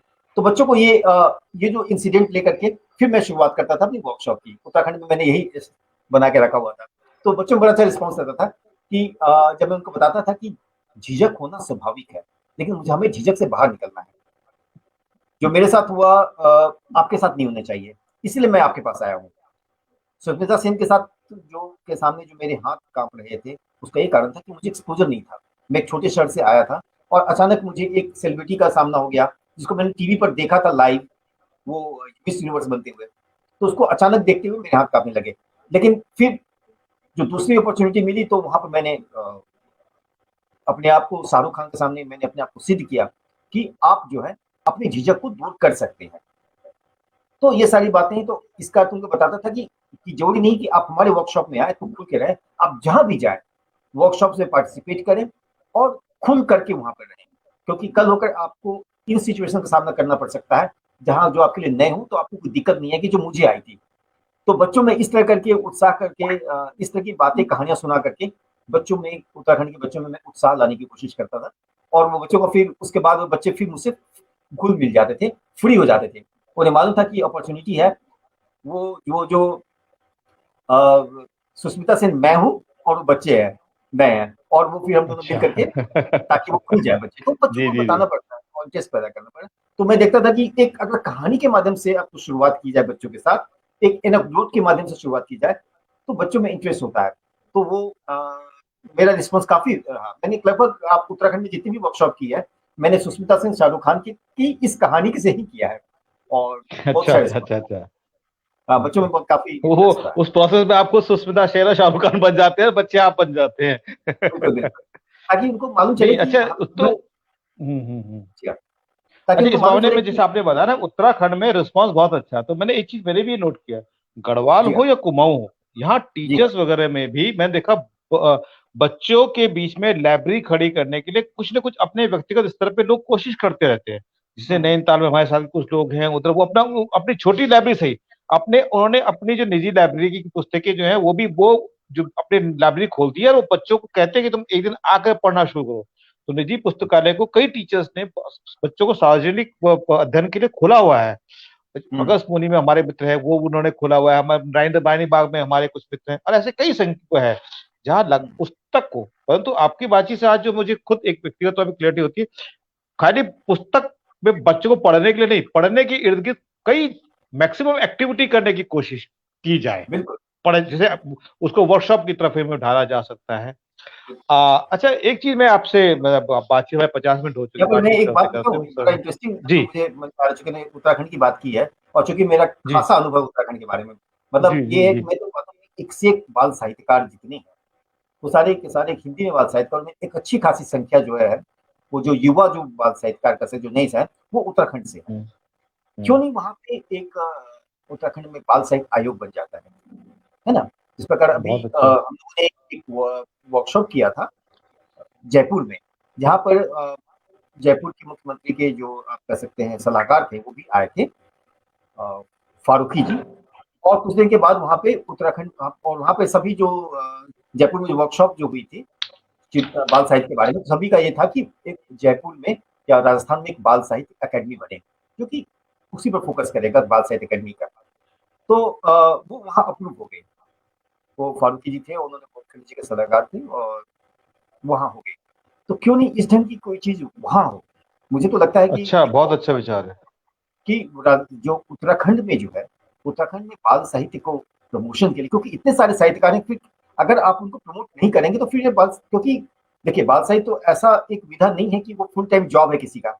वो कोई टीचर है, कोई एलआईसी में काम कर रहा है, कोई शिक्षक है, कोई कॉलेज में पढ़ा रहा है, सबके अपने अपने काम है, उनके साथ में बाल साहित्य लेकर लिख रहे हैं। लेकिन आप क्या, कितने दिन तक ये चलेगा जब तक उनको एक मोटिवेशन ना मिले? तो ये हो सकता है कि स्टेट लेवल पर बाल साहित्य आयोग बन जाए, जो कि जो कि तमाम अलग अलग संस्थाओं के साथ समन्वय करके, केंद्रीय स्तर पर जो भी करके, तो वहाँ पे एक हासिल, तो उससे बहुत ज्यादा फायदा होगा। मुझे लगता है कि उत्तराखंड को फर्टाइल भूमि है वहाँ पे बाल साहित्य को के लिए, ये लोग अच्छा विचार कमिटेड है। हैं वहाँ पे। अब देखिए कितना बड़ा, अब ऐसे भी तो देखिएगा तो देहरादून जो नाम ही है एजुकेशन के मामले में पूरे भारत में, हालांकि वो टेक्स्ट बुक के लिए नाम ज्यादा है, लेकिन आप टेक्स्ट बुक के साथ साथ जो है वहाँ बाल साहित्यकारों की अच्छी खासी संख्या उत्तराखंड में। तो एक उत्तराखंड में एक बाल साहित्य आयोग बन सकता है, जिसमें कि वो सिर्फ बाल नहीं, साहित्य पे ये बहुत फोकस करे, अच्छा। क्यों नहीं हो नहीं सकता है? नहीं, ये अपना में बहुत बहुत बहुत अच्छा विचार है। और मैंने ये भी देखा, जबकि सरकार जो है इस मामले में थोड़ा प्रोएक्टिव भी है। अभी जैसे कुछ समय पहले उन्होंने बच्चों के पौड़ी में उन्होंने एक्सपेरिमेंट के तौर पे गढ़वाली कुमाऊनी भाषा में बच्चों की पाठ्य पुस्तक निकालने की प्रयास किया। उसके बाद उन्होंने लगातार हमारे टीचर्स को फंड मिलता है 5,000 रुपए का, ताकि वो एनसीईआरटी एनबीटी की बुक्स परचेज कर सके। उसके अलावा अभी हमारी एक रूम टू रीड एक संस्था है, वो एक्टिव, जिसने कि अगेन लोकल भाषाओं पे काम किया। तो लोकल भाषाओं पे अब बहुत बड़े पैमाने पे सरकारी गैर सरकारी संस्थाओं के द्वारा और समाज के लेवल पे एक्टिविटीज कई सारी हो रही। तो ये इसके हिसाब से ये एक आयोग जो है, ये बहुत शानदार आइडिया है अपने आप में। और ये इसको आई थिंक इस आइडिया को आगे पुश किया जाना चाहिए। ये बहुत शानदार आइडिया है। कम से कम उस तमाम गतिविधियों को एक एक प्लेटफॉर्म तो मिल पाएगा कम से कम, क्योंकि बिल्कुल। हमारे यहाँ मतलब हमारे यहाँ इवन कल्चर के हिसाब से देखो तो सिर्फ गढ़वाली कुमाऊनी ही कल्चर नहीं है ना। हमारे जौलसर के पास देखो, रवाटा के पास देखो, अपने बंगान के पास देख लो, उधर भोटिया वाले समूह में देख लीजिए। तो उधर से हमारे यहाँ जिस ढंग का कल्चर वाइब्रेंसी है वो इतनी ज्यादा है। ड्रेस कोड से लेकर के, त्योहारों से लेकर के, उन्हीं उसी फूलदेव को अलग अलग जगह अलग अलग ढंग से मनाया जा रहा है, जैसे हम जो आजकल कर रहे हैं। तो कल्चरल वाइब्रेंसी जाहिर है कि बाल साहित्य का आयोग अगर आता है तो उसके ऊपर इस तरह की पुस्तकें भी आएंगे, ज्ञान भी कहते हैं वो ज्यादा ऑर्गेनाइज वे में देखिए क्या काम हो पा रहा है। देखिए बहुत अच्छा विचार सबसे है। बड़ी बात, मैं एक आउटसाइडर हूँ, उत्तराखंड का मैं निवासी हूँ नहीं। मैं बेसिकली फ्रॉम बिहार, मैं दिल्ली में रहता हूँ। उत्तराखंड से ये लगाव था कि ऋषिकेश में मेरी मदर जो लास्ट 3 इयर्स थी वो वहीं रही थी, तो उत्तराखंड में मेरा जाना रहा। लेकिन उस दौरान ये भी हुआ कि काम में भी मुझे काफी काम करने का मौका मिला उत्तराखंड में, तो एक अटैचमेंट का मैंने काफी काम किया उत्तराखंड में। तो एक मैं आउटसाइडर की स्थिति से कह पाता हूँ कि वहाँ बाल साहित्य के प्रति काफी इंटरेस्ट है। लोग काफी, मेरे तो खुद परिचय है लोगों से, बाल साहित्यकारों के साथ मेरा खुद का व्यक्तिगत परिचय है। सबसे ज्यादा परिचय जो बाल साहित्यकारों के साथ है मेरा, तो वो उत्तर प्रदेश मतलब उत्तराखंड में ही है, क्योंकि वो बहुत एक्टिव थे नेचुरली होता है। तो इन जो जो ऊर्जा है, ऊर्जा का संचयन तो होना चाहिए ना। ऊर्जा को अगर आप बिल्कुल ठीक छटक बात जाएंगे, है। इधर उधर हो जाएगा तो खत्म हो जाएगी। जब इतने सारे बाल साहित्यकार वहाँ पे हैं, तो नेचुरली कि उनको एक जगह पर लाया जाए। मंच पर लाने के लिए कोई भी माध्यम हो सकता है, आयोग तो कुछ भी और भी बहुत सारी चीज़ें हो सकती हैं, जिसमें कि सारे के सारे जो बाल साहित्यकार हैं, उनको मंच मिले और मंच मिलता रहे। और इस संदर्भ में तो लगभग मैंने खुद भी काफ़ी प्रयास किया था, जब मैं बाल साहित्य राष्ट्रीय बाल साहित्य केंद्र में रहा था उसके अंदर, तो हमने उत्तराखंड में जो है लगभग 7,000 से ज़्यादा विद्यालयों में पाठक मंच स्थापित किया था। वहाँ के अच्छा, समक्ष पाठक अभियान, मंच।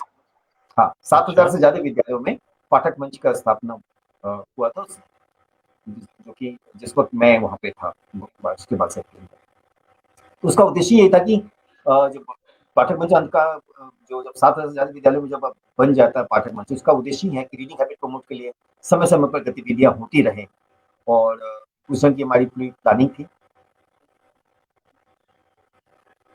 अच्छा, इसमें कोई अगर कोई स्कूल अपने कोई विद्यालय अपने आप पाठक मंच खोलना चाहे, तो उसको उसके लिए क्या करना पड़ेगा?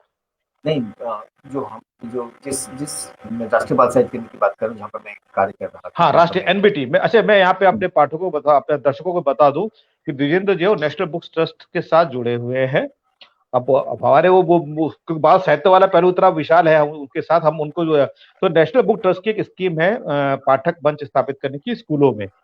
तो वो उसमें वो स्कूल में वो क्या कोई स्कूल में अगर अपने पाठक मंच एनबीटी का पाठक मंच बनाना चाहता है, तो इसके लिए उसे क्या करना चाहिए, उसको क्या क्या उसमें से एडवांटेज मिलते हैं, क्या आप उसको फैसिलिटेट करते हैं, थोड़ा बताएंगे प्लीज। उसमें जो सबसे बड़ी बात होती कि हम जो राष्ट्रीय बाल साहित्य केंद्र के द्वारा जो भी पाठक मंच बनाया जा रहा था अभी पिछले वर्षों में, तो समग्र शिक्षा अभियान के साथ, तो उसमें हम ये क्या करते हैं कि समग्र शिक्षा अच्छा। अभियान जो है, उसके जो है, उसके तहत जो स्कूल है, उन स्कूल्स में यानी सरकारी स्कूलों में पाठक मंच का स्थापना हुआ। स्थापना होना तो एक आप समझ सकते हैं कि वो एक प्रशासनिक प्रक्रिया है। होता मेन है उसके नेक्स्ट स्टेप में क्या होता है कि टीचर्स को, डिस्ट्रिक्ट एजुकेशन ऑफिसर्स को, इन सबको ट्रेन करना कि नेचुरली कि अगर 7,000 विद्यालयों में आपने पाठक मंच बना दिया, तो किसी भी संस्था के पास, जो राष्ट्रीय स्तर की संस्था के पास ये इतना मैन पावर नहीं है और इतना कोई सुविधा नहीं है कि वो हर स्कूल में जाकर के हर टीचर को मोटिवेट कर सके कि आप बच्चों में रीडिंग हैबिट कैसे पैदा कर सकते हैं। तो होता क्या है कि समग्र शिक्षा अभियान के अनुसार कि 70, 80 या 90 लोगों की स्टेट लेवल पर एक रिसोर्स टीम बन जाती है, जिसको हम ट्रेन कर देते थे। रिसोर्स पर्सन की ट्रेनिंग हो जाएगी, और वो जो 70, 80 जो लोग हैं, वो फर्दर 7,000 विद्यालयों में जाकर के वो अपने अपने माने कि आपने हर डिस्ट्रिक्ट से 3-4 लोगों को ट्रेन कर दिया स्टेट लेवल पे, तो नेचुरली जब वो अपने अपने जब क्षेत्र में जाएंगे तो, द्विजेंद्र एक छोटा सा रिक्वेस्ट है, जी क्योंकि हाँ जी। अभी टेक्नोलॉजी के ग्लिच की वजह से ना आपका जवाब हम बिल्कुल भी नहीं सुन पाए। अच्छा, तो फिर से सुना दे क्या? हाँ, तो हाँ, जो पाठक, हाँ प्लीज प्लीज दोबारा प्लीज बताइए, कि बिल्कुल भी समझ नहीं आ रहा था, प्लीज दोबारा बताएंगे आप। जी। जी हाँ, मैं ये कह रहा था कि जैसे कि बताया कि मैंने कि जो जो राष्ट्रीय बाल साहित्य केंद्र में जहाँ पर मैं काम कर रहा था, तो वहाँ जो हमने जो उत्तराखंड में बनाई समग्र शिक्षा अभियान के साथ जो 7,000 से ज़्यादा विद्यालयों में पाठक मंच की स्थापना किया, वो तो एक प्रशासनिक प्रक्रिया है। समझ कि इतने सारे कॉलेज स्कूल्स में बना दिया पाठक मंच। मेन काम उसके बाद शुरू होता है। अब मेन काम क्या है? अब ये पॉसिबल नहीं कि 7,000 विद्यालयों में आप जो है वो एक्टिविटी कराएं, या 7,000 विद्यालयों की टीचर्स को आप ट्रेन करें। तो होता क्या है कि हम रिसोर्स एक टीम बनाते हैं, रिसोर्स पर्सन की टीम बनाते हैं, कि स्टेट रिसोर्स ग्रुप कहते हैं उसे। स्टेट रिसोर्स ग्रुप में क्या किया आपने, 70-80 टीचर्स को, प्रिंसिपल्स को, एजुकेशन ऑफिसर को सिलेक्ट किया, उनकी ट्रेनिंग कराई, स्टेट लेवल ट्रेनिंग कराई। ये 70 जो 80 जो टीचर्स को तो आपने ट्रेन कर दिया, एजुकेशन ऑफिसर को ट्रेन कर दिया, ये फर्दर अपने अपने डिस्ट्रिक्ट में काम करेंगे रीडिंग हैबिट को प्रमोट करने के लिए। तो ये हम पहला काम करते थे कि इंस्टीट्यूट रिसोर्स ग्रुप की तैयारी करना, क्योंकि ये पॉसिबल नहीं 7,000 विद्यालयों के टीचर्स को आप ट्रेन करें। इसके अलावा समय समय पर डिस्ट्रिक्ट लेवल पर आप कार्यक्रम कर रहे हैं, उसमें टीचर्स को इन्वॉल्व कर रहे हैं, बच्चों को इन्वॉल्व कर रहे हैं, तो इस तरह के कार्यक्रम होते रहते हम लोग का उद्देश्य रहा है। तो चीज़ है जो हमने किया पाठक मंच का, तो उसमें जो हमने जो पाठक मंच का स्थापना, वो सिर्फ एक समग्र शिक्षा अभियान के तहत जो स्कूल आते हैं उन्हीं विद्यालयों में पाठक मंच की स्थापना की जाती है। अच्छा, अब हमारी बातचीत काफी 1 घंटे से ज्यादा हो चुकी है, तो मैं जी अब अपनी बात को विराम देने से पहले एक आखिरी सवाल आपसे पूछूंगा। जैसे जी आपने बाल साहित्य आयोग की बात भी की, हमारे साथ में बहुत सारे लोग हैं जो कि लगातार बच्चों के लिए लिखना करते रहते हैं, किताब भी जी लिख हाँ। रहे हैं, कविताएं लिख रहे हैं, कहानियां लिख रहे हैं। अब हम्म, आप क्योंकि 15 साल से एक मैगजीन के एडिटर भी रहे हैं, तो एक एडिटर के तौर पे आप हमारे जो इस तरह के राइटर्स हैं उनको कुछ कम्युनिकेट करना चाहेंगे कि एक एडिटर के दिमाग में क्या चल रहा होता है जो किसी कविता को या कहानी को हाँ या ना बोल रहा होता है, एक अच्छी कहानी को लिखने में क्या ध्यान देना चाहिए, थोड़ा ये, ताकि वो ज्यादा अच्छे रिजल्ट लेकर के आए, हमारा जो कवि है या हमारा जो साहित्यकार है, पहली बात तो मैं संपादक के कहूंगा अनुभव। पहली बात मैं ये कहूंगा कि आप जो भी शिक्षक हैं, चाहे जो भी बाल साहित्य लिख रहे हैं, जो भी साहित्य लिखते हैं, उनको कभी भी हतोत्साहित नहीं होना है कि एक जगह से उनको रिजेक्शन मिल जाता है, क्योंकि हर एडिटर की जो है सोचने का तरीका अलग होगा। हो सकता है कि मेरी जो बेस्ट ऑफ बुक्स मैं लिखूं, जबकि स्थिति में 20 साल हो गए मुझे खुद किताब निकालते हुए, मेरी खुद की किताब को रिजेक्ट किया जा सकता है ना? क्योंकि वो हो सकता है कि लोगों को लगे कि दूसरे एडिटर को लगे कि वो उस लायक नहीं छपने लायक, जबकि मुझे मालूम है कि मैं बहुत कि उस किताब की क्या अहमियत है। तो उसी प्रकार ये कॉन्फिडेंस हर साहित्यकार में होनी चाहिए जो भी लिखता है। उसको लगना चाहिए कि वो जो लिखा है वो कुछ अलग है, क्योंकि अलग होगा तभी वो छपेगा। अब किसी भी बाल जो आप कैसे संपादक के पास किसी मैगजीन में उसके पास सैकड़ों कहानियां आती हैं, कविताएं आती हैं, तो क्या वो पॉसिबल उसके पास जगह की कमी है? तो पहली बात तो ये जो भी बाल साहित्यकार हैं, जो भी साहित्यकार हैं, उनको ये देखना होगा कि वो जो लिख रहे हैं क्या वो हटके है, अलग है, दूसरी मनोरंजक है, क्या कोई मैसेज है, मैसेज इन द सेंस कोई इन्फॉर्मेशन है, क्योंकि इन्फॉर्मेशन जो है वो भी इम्पोर्टेंट है, बच्चों को इन्फॉर्मेटिव चीजें भी अच्छी लगती हैं। तो ये सारी चीजों का ध्यान रखें और भाषा पे अच्छी होनी चाहिए, भाषा पे कमांड तो निश्चित ही, क्योंकि कोई भी एडिटर ये नहीं चाहेगा कि भाषा की अशुद्धि पर वो काम करे। लेखक ही अगर वो भाषा की अशुद्धि के साथ वो भेज रहा है तो उसको वो अलग कर देता है। तो बहुत सारी चीजें हैं, पैरामीटर्स हैं, उनका वो फॉलो करे। बट मैं फिर कहूंगा कोई फिक्स फॉर्मूला नहीं है, आप सिर्फ कॉन्फिडेंस रखिए, विभिन्न जगहों पर भेजते रहिए अपनी रचनाएं, एक जगह ना भेजें। अगर आपने एक रचना एक रचना है या 5 रचनाएं आपने लिखी है, पांचों को अलग अलग जगह भेजें और उसके बाद फिर रिस्पॉन्स की वेट करें। कोई जरूरी नहीं कि कोई 2 एडिटर्स के सोचने का तरीका एक नहीं हो सकता। वो हो सकता है कि वो एक उसको रिजेक्ट कर देगा, दूसरा उसको एक्सेप्ट कर लेगा। इसका कोई फॉर्मूला नहीं है। एक ही फॉर्मूला है कि आपकी जो लिखा है वो कुछ अलग होनी चाहिए, इंटरेस्टिंग होनी चाहिए, और जो खासकर जो शुरुआती जो लाइन है, शुरुआती लाइन जो है वो बहुत ही इंटरेस्टिंग होनी चाहिए, क्योंकि कोई बच्चे के पास इतनी ज्यादा ये कोई किसी भी बच्चे के पास इतनी ज्यादा ये नहीं होती है, कैपेसिटी नहीं है कि वो अंत तक कोई बुरी चीज पढ़ेगा। तो आपके पास ये बहुत जरूरी है कि शुरू से ही जो है वो जो कहानी की या कविता है वो इंटरेस्टिंग हो। अगर इंटरेस्टिंग शुरुआत होगी तो बच्चे पढ़ेंगे। और अगर आप कोई कहानी की किताब लिख रहे हैं तो ये जरूर मान के चलिए कि उसमें जो चित्र अच्छे होने चाहिए और उसके जो कवर पेज है, क्योंकि कहते हैं ना कि डोंट जज बुक बाय इट्स कवर, तो वो बड़े लोगों के लिए है, बच्चों के लिए नहीं।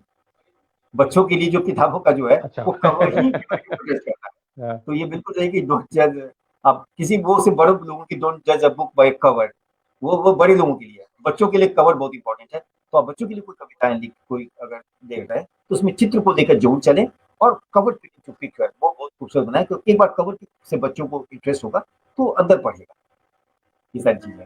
बट मैं फिर भी कहूंगा कि उत्तराखंड खासकर जो मैं मुझे बहुत इंटरेस्ट है उत्तराखंड में, उत्तराखंड के बाल साहित्य में इंटरेस्ट है, उत्तराखंड के बाल साहित्यकारों में इंटरेस्ट है।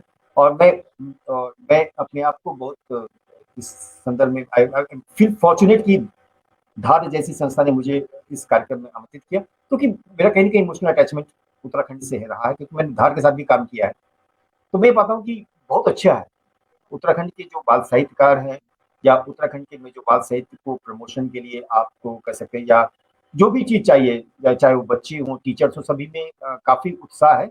इस उत्साह को आगे बढ़ना चाहिए, रुकना नहीं चाहिए, ये मेरा है। जी। नहीं, मैं आपको बता दें, मुझे अच्छा लग रहा है आपको बताते कि ये जो प्रोग्राम है हमारा ये पॉपुलर हुआ है। हमने 3 साल पहले जो 35 स्कूल से स्टार्ट किया, आज 500 तक पहुंच रहा है, टीचर्स के रिस्पांस आ रहे हैं। और सबसे अच्छी बात क्या हुई कि इसमें जो पॉजिटिव एटीट्यूड वाले टीचर हैं जो बच्चों से प्यार करते हैं उनकी संख्या ज्यादा बढ़ती जा रही है। अब वो खुद से ही, आप उनको सुनने में आ रहा है कि कोई कोने में कोई इस तरह का कोई कार्यक्रम है, तो खुद से आ जाते हो कि भाई हमारे आप क्या कोना का नाम पे कार्यक्रम चलता है, हमें भी उसमें शामिल होना है। तो हम्म, ये जो आपकी जो गुड विश है, ये ऑलरेडी इम्प्लीमेंट हो रही है। और मैं बिल्कुल। अपने दर्शकों को बता भी दूं कि द्विजेंद्र जो है वो धात से कोना कक्षा से पहले से ही ये कार्यक्रम करते रहे हैं हमारे यहाँ। और जब कोने की अवधारणा, जब हम लोग डरने पहले तब में हम के साथ मिलकर डेवलप हो रही थी, तो जिन लोगों ने, कई लोगों से हम बातचीत कर, तो उनमें से द्विजेंद्र भी एक थे। तो कोना की हम्म, अवधारणा को डेवलप करने में द्विजेंद्र का डे वन से हाथ है। और एनबीटी पे जो मैं किताबें आप लोगों को भेजने के करता हूँ, उसमें द्विजेंद्र यकीनन मुझे उसमें हेल्प करते हैं, भाई ये अच्छी किताब है, इस बार हमारी नई किताब ये चाहिए। तो मुझे कई लोगों से जिन्होंने हेल्प मिलता है एनबीटी में, हमारे पास डेफिनेटली इनसे काफी मुझे हेल्प मिलती है। तो द्विजेंद्र जी, आपकी बातचीत जो रही है बहुत ज्यादा शानदार रही है। और खासतौर पर सब साइकोलॉजी के, सब बच्चों के मानस के हिसाब से सोचना, उससे इमोशनल विकास के नजरिए से सोचना, कोने को एक्टिविटी रूम में कन्वर्ट करने के रूप में सोचना, ये कुछ एक नए पहलू हैं। या बाल आयोग की आपने जिससे बात की है, और बाल साहित्य योग, गेस्ट को बाल बुला साहित्य। करके स्टोरी, बाल साहित्य आयोग की बात आपने जैसे कही है, या हाँ, बच्चों क्योंकि में उसका मैंने पुस्तक बताया आपको। पढ़ने की रुचि जागे, इसके लिए कहानी सुनाने की एक्टिविटीज करने की जो बात की, बहुत सारे नए नए आपने आइडियाज दिए हैं। और मैं तो खुद इसको दोबारा जरूर, उस बातचीत को दोबारा, रिकॉर्डेड बातचीत को दोबारा जरूर सुनूंगा। और कभी दोबारा होगा तो हम जरूर आपसे मिलेंगे। और मैं एक चीज और बता, आखिरी बात मैं आपसे बताना जो चाहूंगा, अभी हम टोटल 1 घंटा 7 मिनट हो चुके हैं, 67 सेकेंड्स। और इस हम्म, 67 सेकेंड्स में हमको 80 कमेंट्स आ चुके हैं। मतलब 1 सेकेंड में एक से ज्यादा एवरेज हम दे कमेंट, मतलब 70 सेकेंड में हमें 80 कमेंट्स हमें आ चुके हैं। तो आपकी बातचीत को जिस तरह का रिस्पॉन्स मिल रहा है, मेरे लिए संभव नहीं है कि मैं लोगों का नाम बिल्कुल पढ़ भी पाऊँ, पर प्लीज आप भी देखिएगा। आपकी बातचीत को जो मिला, आपका बहुत बहुत शुक्रिया द्विजेंद्र जी। अब मौका मिलता है हम जो दोबारा जरूर बातचीत करेंगे इसके बारे में। थैंक यू नमस्कार। So much. मुझे बहुत अच्छा लगा। और उत्तराखंड में कोई भी कार्यक्रम होता है, अगर धाट करता है और उसको कभी लगता है कि मुझे मेरी आवाज जरूरत है, और या किसी प्रकार का कोई सहयोग चाहिए, कुछ आइडियाज का सहयोग चाहिए, तो धार और आप लोग का स्वागत है। आप लोग दिल्ली कभी भी आए तो आप दिल्ली में धार से जुड़े लोग हैं, साहित्यकार जो भी हैं, वो बिल्कुल मुझसे मिले। मुझे बहुत अच्छा लगेगा, क्योंकि उत्तराखंड के साथ मेरी बहुत अच्छा, मैंने बताया था, माँ की बात बताई थी कि मेरी माँ 3 साल ऋषिकेश में रही, तो एक माँ से अटैचमेंट रहा। और चूंकि उत्तराखंड में बहुत सारा काम भी किया, तो एक प्रकार से मेरा इमोशनल अटैचमेंट है। तो धार जी या कोई भी जी जी, संस्था जो काम करना चाहे तो मुझसे संपर्क कर सकते हैं। बहुत बहुत शुक्रिया। Thank you very much. Thanks. Thank you.